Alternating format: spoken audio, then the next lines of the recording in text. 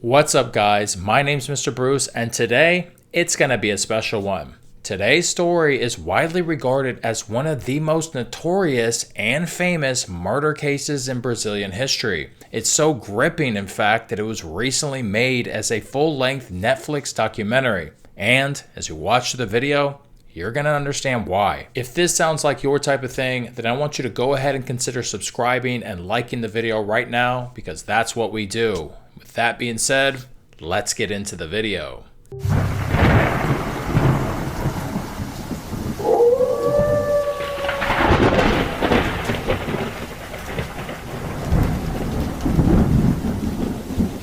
On the morning of May 27, 2012, a passerby traveling along a quiet rural road in Cotia, Brazil, noticed something very unusual in the brush.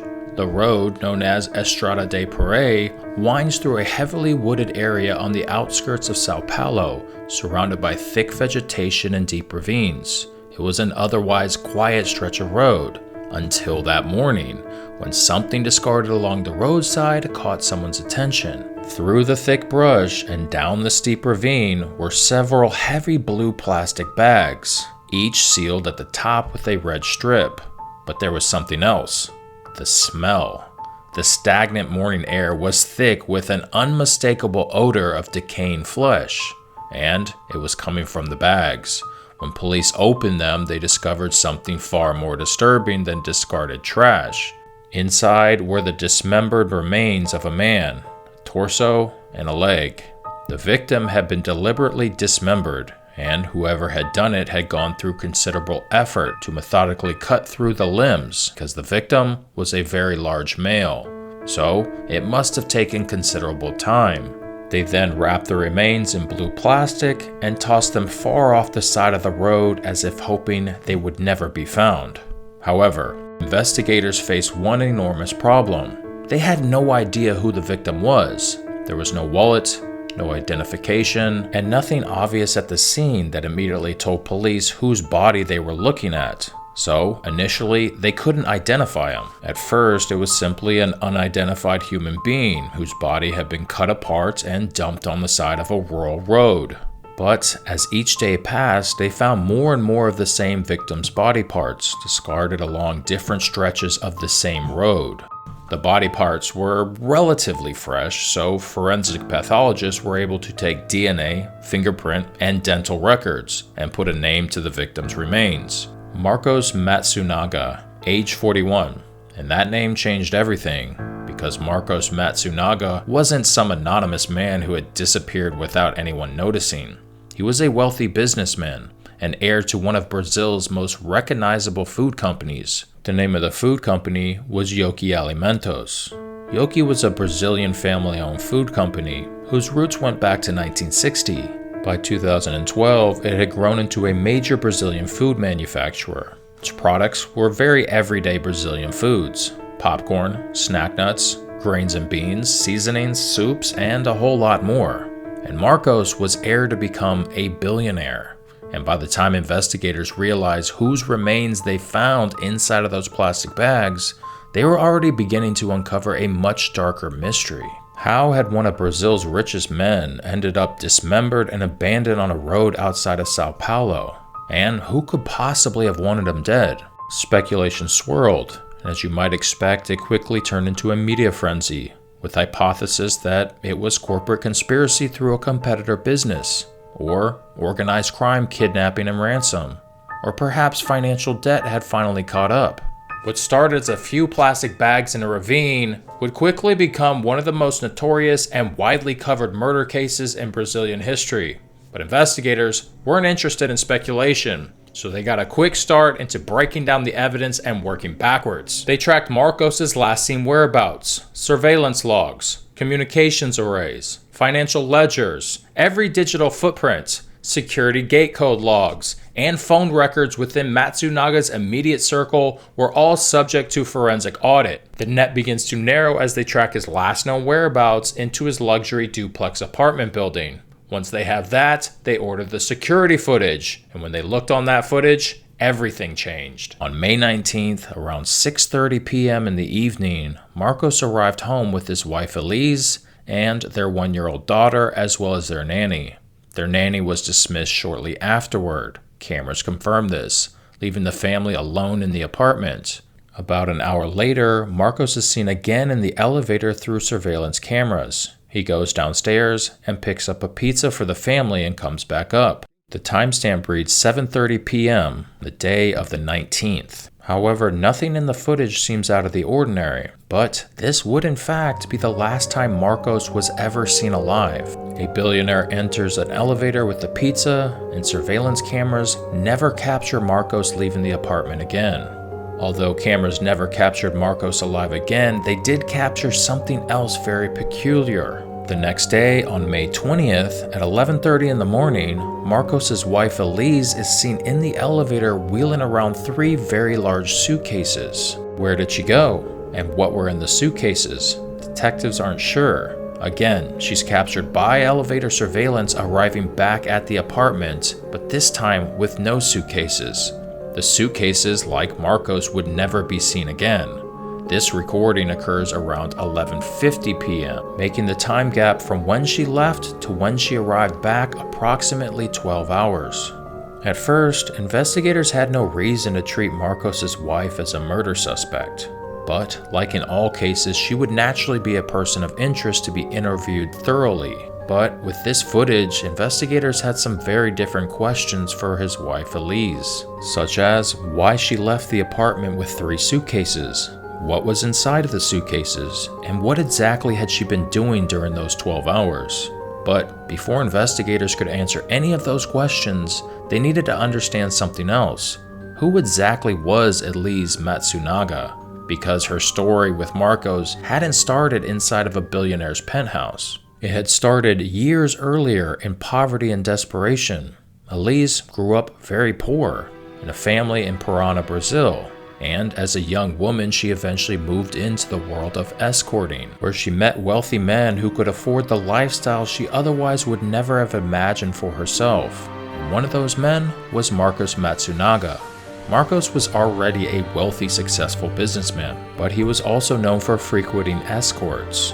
When he met Elize, however, their relationship became something more than a paid encounter. They began seeing each other regularly, and eventually, Marcos fell in love. However, the relationship was rooted in instability because it began while Marcos was still married, and he began cheating with Elize. They saw each other regularly for 3 years before Marcos decided to take the next step. He moved Elize into his apartment and divorced his wife. Elize's life had started in a world where struggle was all she knew, but now it was better than she had ever dreamed. And before long, she was no longer his girlfriend, she was his wife. They were married for about 2 to 3 years when they welcomed a new baby girl into the world. It was at this time that Elize found out that Marcos had been cheating on her. Police now had the elevator footage. They knew Elize exited the apartment with 3 suitcases. They knew Marcos never appears to have left the apartment alive. Suspicious, but they still needed to prove what happened. So they ordered a search warrant and searched the Matsunaga residence. When they examined the apartment, investigators found another detail that was difficult to ignore. Inside the apartment, investigators found blue plastic bags with red strips, identical to the ones used to wrap Marcos's remains. Another clue. Another small piece of evidence connecting what had happened inside the apartment to the body parts discovered along the road. At this point, no matter how convincing, the case was still just circumstantial. So they dug in even more. They brought in a forensic team to gather evidence on the things undetectable to the naked eye. And that's when they found something that was impossible to explain away. Using luminol, forensic investigators were able to detect large pools of Marcos's blood in several areas of his home, inside of a living room, along a corridor, and inside of a guest bedroom. The evidence suggests that Marcos was shot inside of his apartment, dragged through the home, and dismembered inside of that bedroom. Now investigators weren't simply asking Elize where she had been for those 12 hours and what was in those suitcases. They already knew. Their case was gathering strength, but they still wanted to know, from Elize's mouth, her side of the story as to what happened inside of the apartment. So they eventually arrested Elize on June 5th, and what followed would be an 8-hour-long interrogation. At first, she maintained her innocence and that she knew nothing, but she couldn't give a satisfactory answer as to what was actually in the suitcases. It didn't add up, but eventually she cracked. She stopped denying. Elize was ready to confess. After hours of questioning, she finally admitted what investigators had suspected. She had shot Marcos inside of the apartment with a .380 Glock, then dismembered his body, carefully wrapping them in blue plastic before neatly placing them inside of 3 family-owned suitcases. She transported them out of the building, as seen in surveillance, and into a green 2010 Mitsubishi Pareo, an SUV that Marcos had given her while they were dating. While dismembering and disposing of the body, she received 2 close calls, one by the nanny and a near miss by police.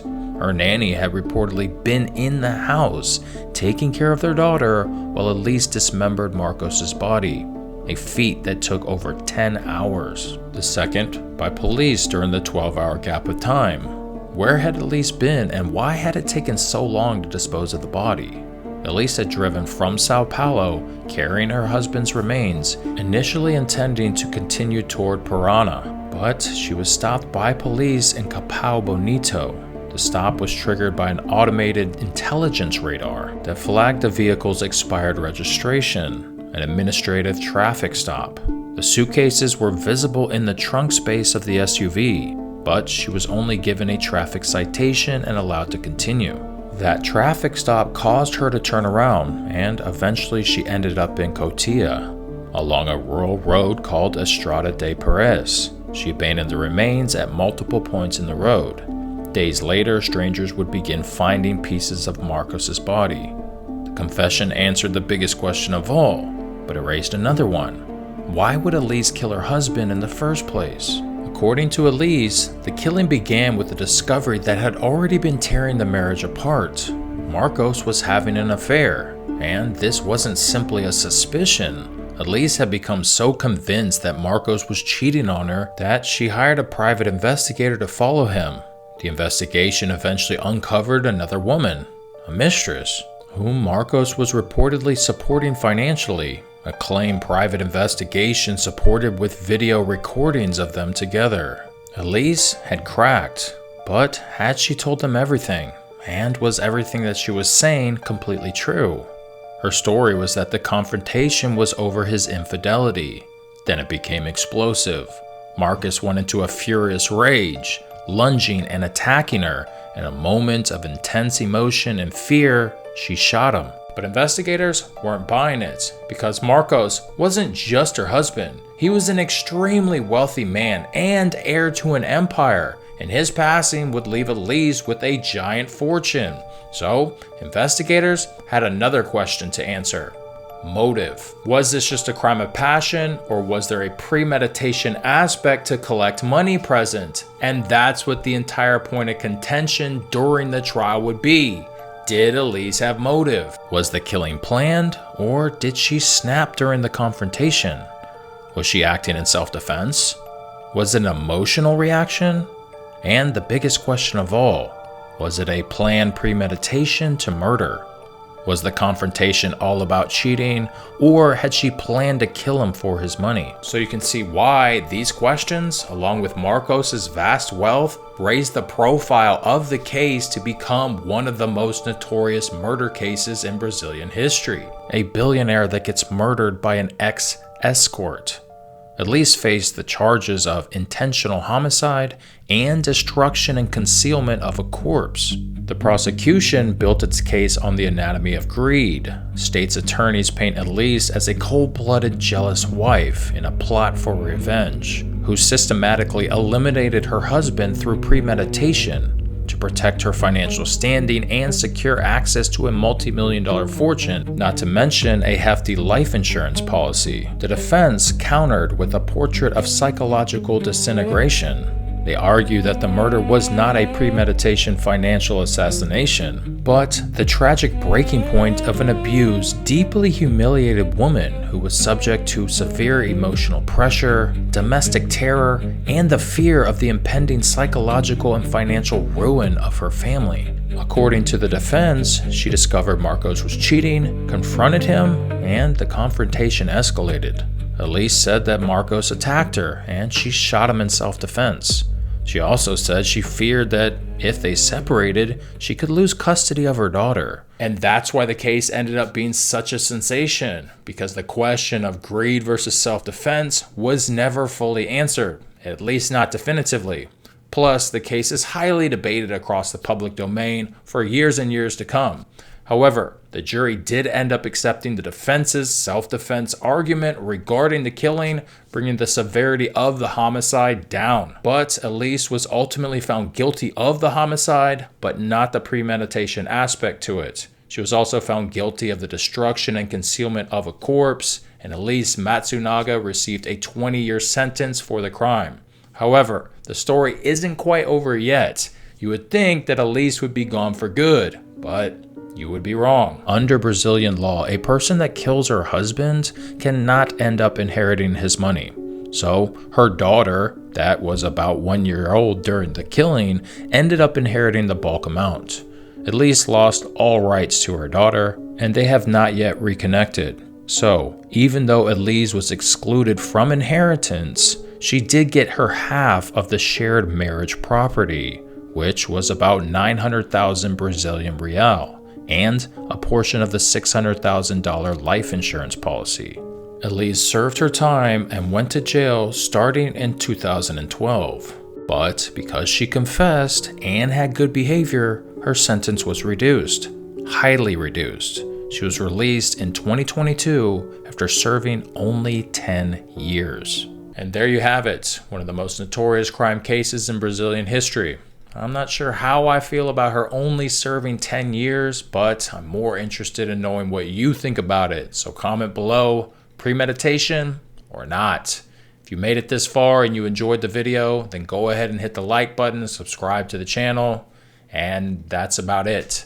That's all I got to yap about. See ya.